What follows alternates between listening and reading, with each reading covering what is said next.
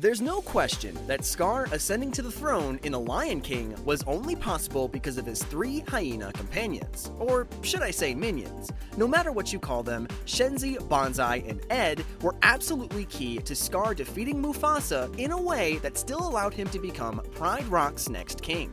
But have you ever wondered how Scar became the master of the 3 hyenas in the first place?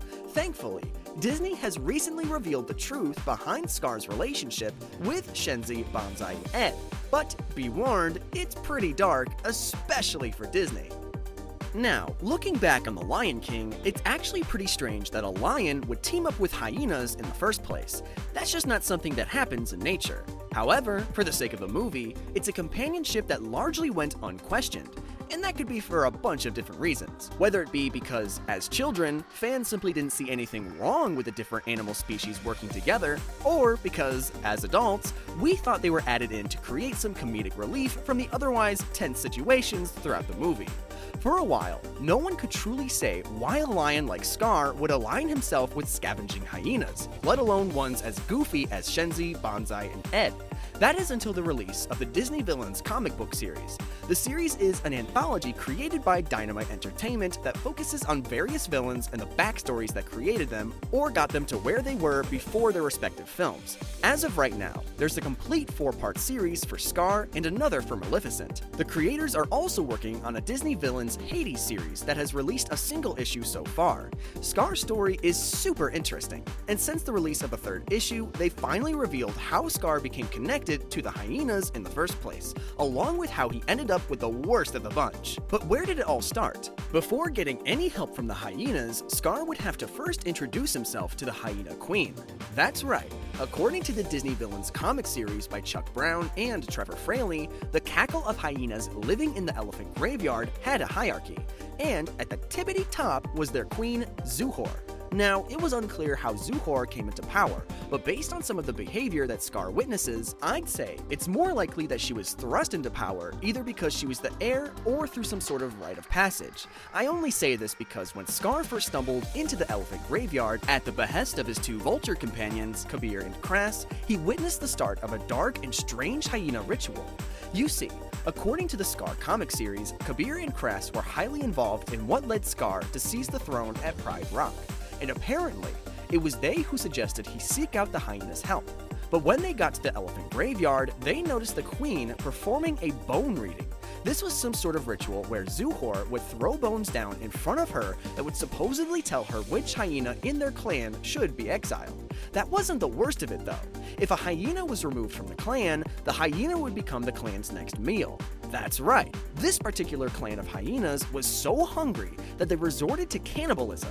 So much so that the queen supposedly had a ritual for it. Little did they know, this ritual would end up being the reason that Scar aligned himself with his 3 hyena companions. But how does something bizarre like that happen exactly? Well, according to the Disney Villains Scar issue number 3, Shenzi was next in line for the ritual, and Scar unwittingly saved her life. According to issue 3, when Scar entered the elephant graveyard, Queen Zuhor was in the middle of a mystical ritual that would decide which hyena was to be sacrificed and eaten.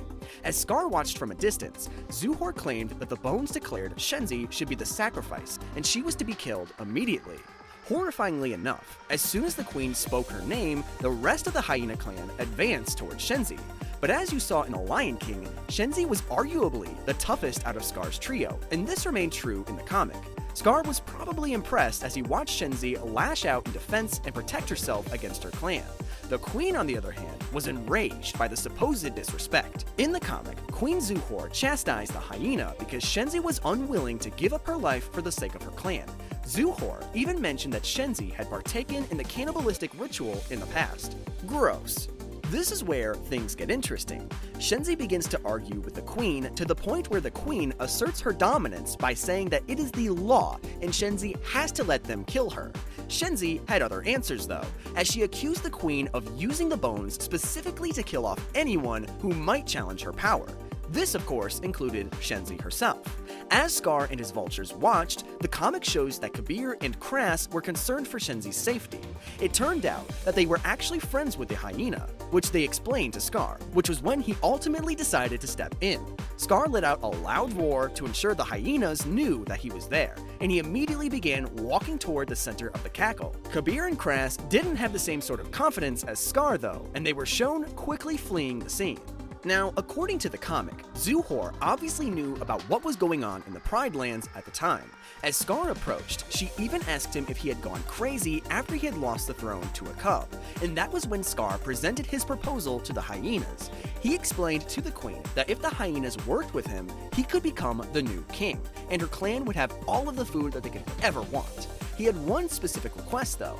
It was at this point in the comic that Scar directly asked to borrow Shenzi.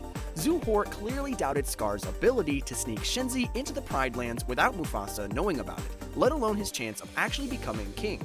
But Scar reassured her that he had a plan and that he and Shenzi would take care of it.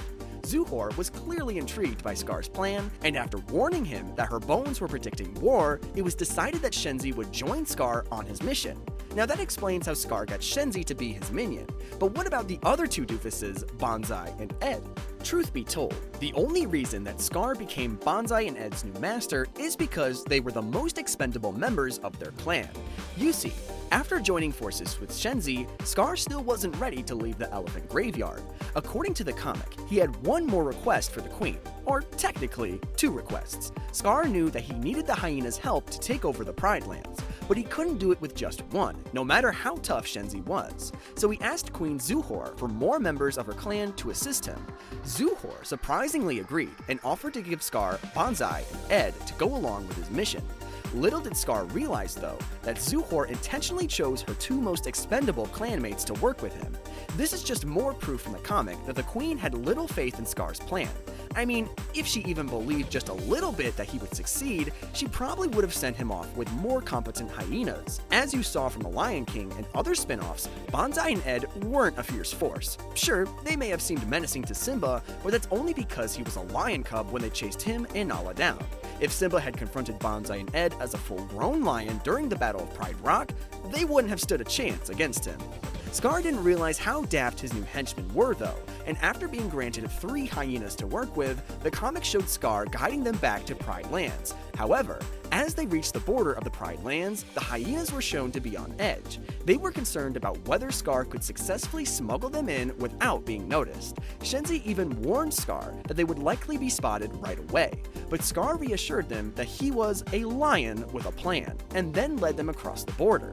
From that point on, Scar's only goal was to assert himself as the leader of the Pride Lands, even if that meant working with hyenas. As you saw through The Lion King, Shenzi, Banzai, and Ed were key to Scar's success. Interestingly enough, Scar's introduction to Shenzi might also explain why she felt so betrayed by his comments at the end of the first movie. If you remember, when Scar was cornered by Simba, he tried to cast the blame on the hyenas. But when Scar ultimately fell from Pride Rock, he was surrounded by them and eaten alive, after they let Scar know that they had heard his remarks. Up until now, I had always just assumed that this scene was the hyenas getting their final meal in the Pride Lands and betraying the leader who betrayed them.